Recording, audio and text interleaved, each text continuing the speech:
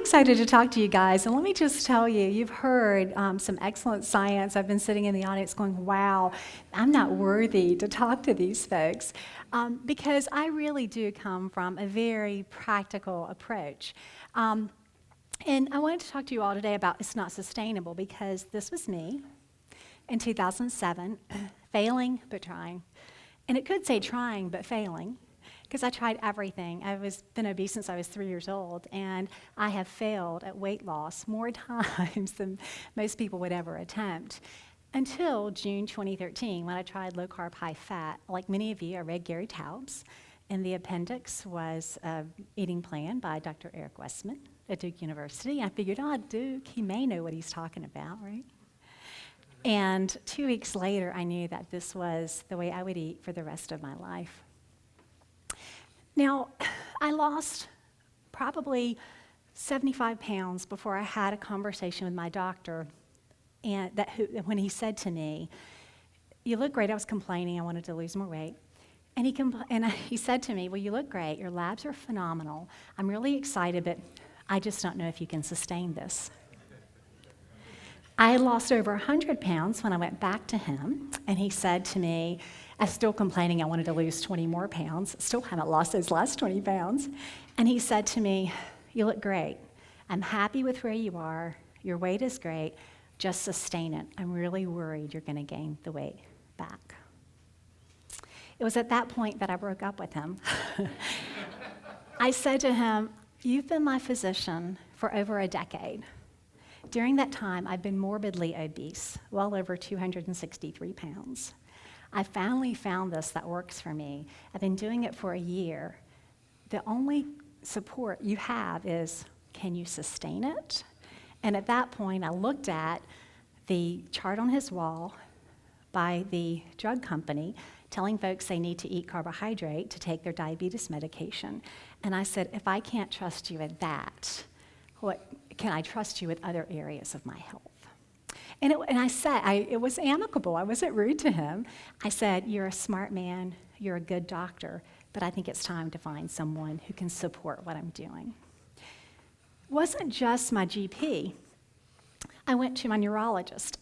I have significant back issues from scoliosis, and I had spinal fusion as a teenager. The last time I had seen my neurologist, he told me that there was nothing they could really do. I have another curve above the fusion. The curve is not just a curve, but it's twisting, and we could do pain management. I had been on 3 different pain medications, prescription pain medications, over-the-counter medications, and was receiving epidural steroid injections. When I went back to him to follow up 2 years later, and I'd lost a significant amount of weight, he looked at my chart and he said, "My God, what are you doing? You're not on any meds?" "No." "When was your last epidural steroid injection?" 2012. "And you've lost a lot of weight. How'd you do that?" Started telling him what I was doing, and he got excited. "Keto's a fabulous way to eat. That is it's anti-inflammatory. It's wonderful. I wish all my patients would eat that way. I have one other patient who eats that way." Well, he's excited. I'm getting excited because, we love to spread the keto gospel. And I say to him, "Do you eat this way?" And he says, "Oh, no, I like bread and potatoes too much." I haven't been back to see him since either. Fortunately, I haven't needed him. If you've been watching kind of the press that's out there, you'll see folks saying in interviews that the weakness of a ketogenic diet is that it's not sustainable. Nutritionists say that too. Anybody see that U.S. News and World Report where diets were ranked? Yeah. And what was the criticism of keto? It's not sustainable, right? I've had friends say to me, "I would do your diet, but I can't do that long term. I'm not going to go the rest of my life without cake." Expert others, those are the ones in the news. But as I've worked with people, I figured out there's kind of 4 tenets of sustainability, kind of 4 principles, general rules. And if you can figure these things out, then generally you can make it work long term. And I say this to you whether you're a layperson trying to figure out how to make it sustainable for you, or whether you're a physician working with patients or a nutritionist. Knowledge, commitment, forward focus, and fear. Yeah, fear. I've got a few quotes in here. The first one is, "Knowledge is power." Grace and Jonathan's mom say that. That's me. My poor kids, they put up with a lot of quotes. Knowledge, at first I understood that to be understanding what a ketogenic diet's all about. And I think that's important. People need to understand when you're eating carbohydrate, your blood glucose goes up, you have the insulin response. They need to understand all those basic pieces that Taubes tells us about, right? But they still go out and eat the yeast roll, right? I think the other important part of knowledge, and this is where our teaching becomes so important, and making it accessible. I heard Dr. Westman say you've got to make it accessible to patients and to people and make it practical. But I think the second is to objectify it. And what I mean by that is within the first few weeks of following a ketogenic diet, I went out to eat with my in-laws. We're at a steak restaurant. It's the place where, as they're seating you, they follow you to the table with a big tray of those big fluffy yeast rolls, right? Put it on the table. My mother-in-law was smearing the fake margarine. Everything we just heard was really bad for you. And she's eating them. And my family members, extended family, were inhaling those rolls. They weren't on the plane with me. And they're making noises, the noises that, you make when you eat those things. And my mother-in-law was talking about how good that is. And she said to me, "Oh, you can't have this, can you?" And I said something important that I didn't realize was important at the time, but I said, "Oh, I can have it, but I choose not to." Because as they were eating those yeast rolls, what happened was I channeled my Gary Taubes, I imagined my blood glucose going up. I imagined the insulin soldier meanie guys, and they were running around shoving fat into the cells. I could feel my arms getting bigger watching them eat the yeast rolls. And you start to objectify it. No more am I denied the yeast roll, but it's the science of it. It's not that emotional I can't have, or I'm not involved, or I'm not a part of it, but that's what helps me sustain it. The holidays come, Aunt Carolyn makes her phenomenally popular carrot cake or coconut cake. In my family, it's a coconut cake. And I can look at that and go, man, I still probably have remnants of that, on my thighs. But I can look at that, and instead of that emotional attachment with, I can't miss her cake, she makes it once a year, I objectify it. It's not that emotional attachment for me anymore, but that is a food that makes me sick. It contributes to inflammation in my body. So there's knowledge. The second tenet is commitment. My grandmother Burleson, my maternal grandmother, was a mighty mite of a person. And she would say, come heck or high water, although heck wasn't always what she put in there. Commitment. A good friend of mine who is phenomenally dedicated to working out said to me once, and he's a power lifter with lots of world and national titles. He said to me, it's like brushing my teeth. It's something I wouldn't not do.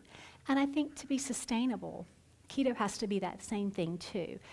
It is something that I wouldn't not do. The other piece of that is the short-term test drive. And I think this is important if you're trying to help people make this way of eating sustainable. I never, and still haven't, woken up and said that I will never eat donuts again. And those first 2 weeks when the cravings are horrible, and we know there's a physiological basis for that, my commitment was 2 weeks. I was going to give that Taubes and Westman fella 2 weeks. Okay, they had 2 weeks. If they were wrong, I'd go back to what I wanted to eat. If they were right, I might just meet my health goals. So every day that I got up, I really wanted carbohydrate or bread or donuts. It was just for today. This short-term commitment, I'm giving it 2 weeks. I knew that if I didn't sustain it, if I didn't give it 100% for 2 weeks, I'd never know if it worked. That short-term commitment got me through those first 2 weeks where I began to understand, wow, my body really likes this way of eating. I still reserve the right to run down to the Krispy Kreme or the Dunkin' Donuts tomorrow if I want to, but I can't imagine that I would ever do that because I am so committed to this way of eating. But I still reserve the right. Does that make sense? Okay. This is from someone whose name is withheld to protect her. After telling me about all of her health issues and how her doctor had advised her to cut out sugar and starches and dairy, she stood with me as we were ordering food in our cafeteria at work and said I could never be so deprived. And she ordered high carb with lunch with dairy. And I think that what happens is that we have to have that forward focus. When my kids were toddlers, if they picked up something we didn't want them to play with, right, a glass coaster or an ashtray, and you know how toddlers are, they bang things, and you don't want them to bang the glass coaster on the hearth and shatter it into glass and cut themselves. So when I took something away from them, I'd always offer them something else. And I think part of that forward focus is, what can you eat? And I know that Dr. Westman and I have had this conversation that when he says, no bread, no pasta, no starch, no rice, well, you wake up the next morning in your own home without him, right? And you go into your kitchen, and what's for breakfast? You've got bagels and cereal and toast, because that's what you're used to eating. And I think that forward focus, what can I eat, is so important. And that's the important part of what I do with my groups, is this is what you can eat. Let's don't focus on, I miss pasta, potatoes, rice. Let's focus on that yummy stuff that you've probably not eaten for years, that now it's on the okay list. And I'm going to show you some of those. How do I feel eating this way? When my friend in the cafeteria told me that she could never be so deprived, I thought about those times when I had such significant back pain that I couldn't do things with my children, that walking from the parking lot in my office, or parking lot at my work to my office, made me break into profuse sweat and gave me back pain. In this photo, on the right, it's me with friends. We meet every 4th of July in my hometown. We've been taking pictures in front of that tree since we were in elementary school. I was sweating in this picture and just being out there with them. In the other picture, I'm kayaking. I can't believe I'm sharing a picture of me in a bathing suit, but anyway, I'm kayaking. What I can do now is so much more active. I don't sit in the car when my family goes for hikes. I'm the one saying, hey guys, let's go for a hike. I hear there's a great waterfall, because I can do those things. I was deprived when I was eating the donuts and the high carb foods. I'm not deprived now. In fact, these are just a few of the things that we tend to eat. There's chicken salad, there's chicken thighs and an Asian peanut dressing with Miracle rice that's not high carb rice. All of you are like, what is that she's got on the chicken? And then the other is a chicken broccoli casserole. And by the way, those recipes are available. I have 5 recipes available on the Low Carb USA website. So if you go to their new website, Low Carb USA, at the very bottom, you'll see an ebook. And those are 3 of the 5 recipes that are available, if you're interested in those. Okay. Fear. This is the last of the 4 tenets, fear. Now, when I said this, my husband kind of looked at me like, fear? And I said, well, my mom always said fear is a powerful motivator. And if you think about some of the bigger decisions you made in your life, sometimes those decisions are really driven by some kind of fear. And I think you can take that fear. It's not necessarily a bad thing. I think you can take that fear and turn it into power. There are so many people in my group who will share that they stay on this plan is sustainable for them because they are terrified of getting diabetes like their parents. They're terrified of losing a limb, having toes amputated. They're terrified of cardiovascular disease. So you can take that as a motivator for when you're making those food decisions. The other for me, and this is huge, is that fear of going back. I haven't shared with you many of my before pictures, but as someone who grew up from the age of 3 being obese, I wasn't able to shop in regular stores. My grandmother and my mother made most of my clothes growing up because even women's clothing didn't fit. Before I started this way of eating, I couldn't go upstairs at night to kiss my baby's good night because my back hurt so much. The fear of going back there is what keeps me from getting up tomorrow and going to the Krispy Kreme. But it's articulating that fear. knowing why I do it. So those are my 4 tenets. And if you want to join my journey, I share it as a journey. I am now, I have a YouTube, Cooking Keto with Kristie. I never set out, it sounds so vain, like I have a YouTube channel. I never set out to do this. I was helping people who knew me and had seen me struggle my entire life, wanted me to help them. And they couldn't come to classes I was teaching for free. I was doing some free classes for the community college. And so I ended up putting these on YouTube. And all of a sudden there were 100 followers and then 1,000 subscribers, and it just kind of grew. I've never really tried to promote the channel at all, and I think there's about 56,000 people now on the YouTube channel, and it's me with a cell phone and a $25 microphone, and I don't know how to edit because I'm old, but we make really, really yummy food, and we try to do very practical things and foods that my family eat. And then I have a Facebook page called Simply Keto. That's just an open page where I try to share information. I do have a closed Facebook group. Notice the name is not on here. We have 136,000 people now from all over the world. A huge following in Australia, lots of members from Nigeria. Apparently there are these women in Nigeria, and because at first we were like, Nigeria, but apparently they're doing great things in Nigeria. I did self-publish a cookbook, and what happened with that was the people who were subscribers asked me to do this. They said, YouTube's great, but we'd like a written copy of the book. And I take pictures with my cell phone. I'm not a professional. I never set out to write a cookbook. So I just put them together, someone did the InDesign for me. The photos are quite frankly, not very good. And so I'm a little embarrassed, but the recipes are fantastic. I stand by the recipes, and they're foods that I feed my family. And if you came to my house for dinner, I'd probably make something from that.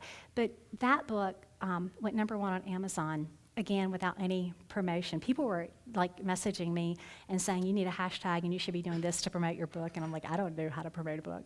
But anyway, so it's out there. It went #1. My next book, Keto Living Day by Day, is coming out in April of this year. It is with a publisher, so it's actually going to be carefully edited, and the photos were done with a professional photographer. But that book is very different. It has some good recipes and very basic recipes. So if you don't know how to make your own salad dressing, but you want to stay away from canola oil or soybean oil, I have some really good recipes in there, ranch dressing and blue cheese dressing and things like that. So it's very, very simple. But it also is a 30-day guide. And so for people who want to get started, it takes them through kind of that journey and fighting cravings with little devotional kinds of stories. I also began in May working with the Diet Doctor team, and I really enjoy working with them. Dr. Einfeld's fantastic, and I do blogs for him, so every Wednesday, just about every Wednesday, my blog posts come out, and it's really just stories about kind of my family and sustaining this way of eating. And then we did something really exciting when he and I first started working together. We were Skyping, and he said, we love your videos. We've been fans for a while, and we want to come to Pinehurst, to my house. I live in Pinehurst, North Carolina, and do videos. And I was like, what? And he said, well, you do okay with your limited production means. And I had to laugh, limited production means. But we have a team. And I said, well, why don't you just bring me to Stockholm? And I'm thinking, I'd love to go to Stockholm, right? And he said, but people know your kitchen. And so he brought a team over, and we had a fantastic time doing videos. And so those are on the Diet Doctor website. And Eric Westman was actually able to join me for a pizza, Sullivan Keto Pizza. We argued over what to call it. He said we should call it the Doctor Pizza. Anyway, it's out there, and I think it's a really good recipe. It's handheld dough. But anyway, so I'm on the Diet Doctor website for that. And then I do have a website and then my Gmail account. And I'm happy to answer questions, and I'll be out I know I'm standing between you and wine, and I'll be out there to chat with you. Even if you don't want to buy a book, please come by, and I'm happy to give you, I've got a recipe card with the Sullivan Keto Pizza recipe, so I'm happy to share those with you guys. And there's the books. Okay.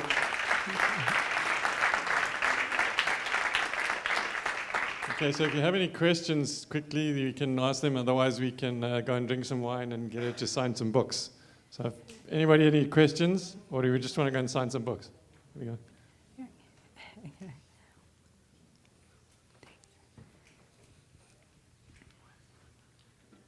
What would be your top 3 tips for a beginner like myself? Wow, I have top 10. Let's see if I can remember them. The first one is commit. I think that I talk about that so much, but I think when you decide you're going to do it, I'm going to do this. And I think the second top 10 is figure out what you can eat. I think that is so huge because I see people who they come into my group, and this is day 3 and I don't know what to eat. And I think along with that, is count the carbs, count all the carbohydrate. If people can get accustomed to that, I don't think we need to overcomplicate it with macro calculators and worrying about calories and grams of protein and grams of fat. As long as they're keeping fat high, count all the carbohydrate. And people don't realize, they'll say, oh yeah, heavy cream has no carbs, or eggs have no carbs. I eat a 0-carb breakfast and I'm doing the math and it's really 7 total carbohydrates. So commit, count the carbs, and focus on the food you can eat. You count total carbs or net carbs? Total carbs. And I do that because the physicians that I'm a junkie. My PhD is ed research and policy analysis, so I like to try to read all the research.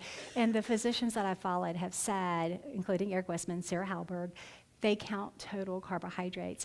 The problem, as I understand it, and somebody's going to tell me I'm wrong, so I'm really putting myself out here, but the problem as I understand it is with fiber, we don't know that it doesn't impact the body. You're probably safer counting net carbohydrate if you're eating fruits and vegetables, vegetables and real foods. Where we get dicey is you get into some of the food products, and we're getting more and more of those. Keto is becoming a victim of its own success, but that's where you get into trouble. But we don't know the difference between the soluble fiber and the insoluble fiber, so it very well may impact the body. It's just safer to count total carbs. And if you've got diabetes or some kind of metabolic dysfunction, you really want to stay in that safety zone. Do you measure your ketone levels and how far you push it?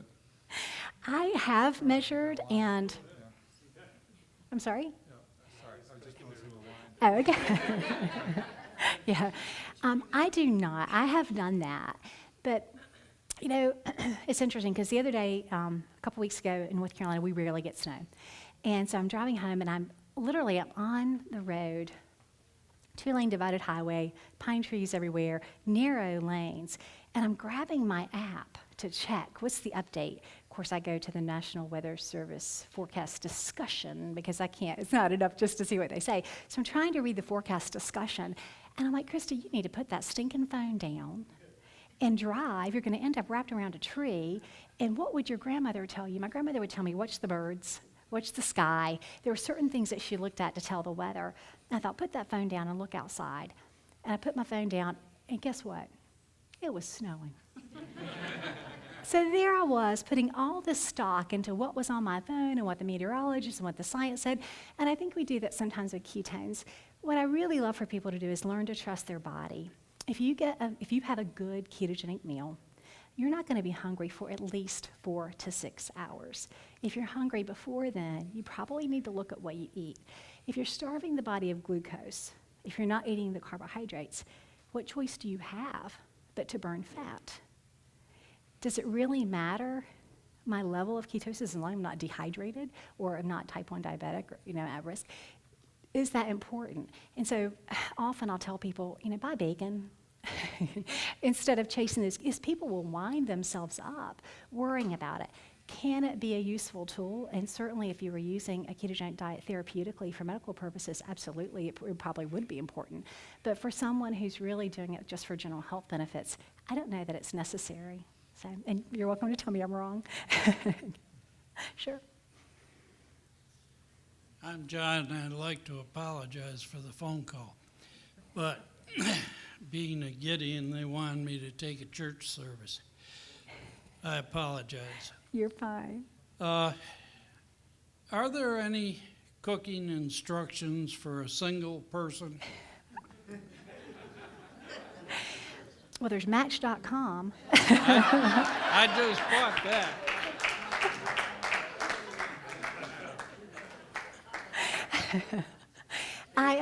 I will tell you the honest to goodness truth, and I'm not making this up.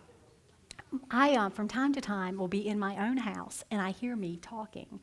My husband will have my videos up on YouTube, and he's cooking with me. He'll make something. So I tell you what, I'll give you the channel and tell you some of the really simple recipes. If you haven't made crack slaw is one of the most popular recipes on my site. If you can chop cabbage and brown ground beef, you can make crack slaw, and you'll love it. All right, thank you. Okay? Sure.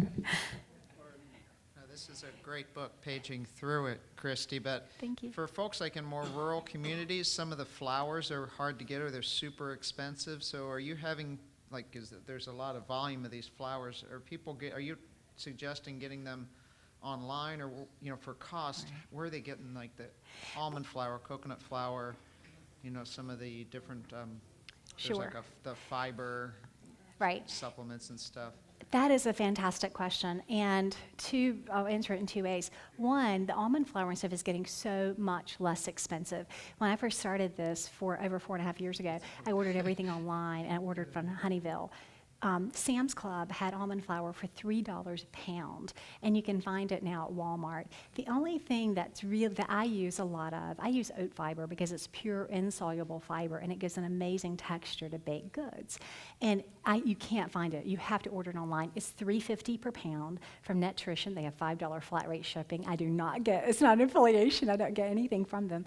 But yeah, I respect what you're saying. And the second point, in the next book, The Keto Living Day by Day, I intentionally did not use very many flowers at all. There's no almond flour in it.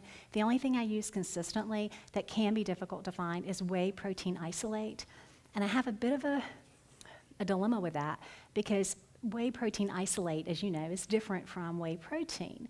And Isopure is 0 carb. It doesn't have the sweeteners. It's really clean in terms of ingredients. I always recommend the Isopure whey protein isolate. J. Robb is another fantastic one, but there are more bad whey protein isolates out there than good. And so I had a little bit of a moral dilemma with that, and I do talk about it in the book, there are certain brands, clean ingredients, that kind of thing. But I intentionally, in the next book, I also intentionally, because it's meant to be like getting started, I intentionally limited desserts. So there are maybe 6 or 7 desserts in there, mostly their main dishes. And it's the desserts where you get into the pricier flowers. So is that helpful? No, that is helpful. Okay. The prices are coming down too. They are coming down, and it's easier to find.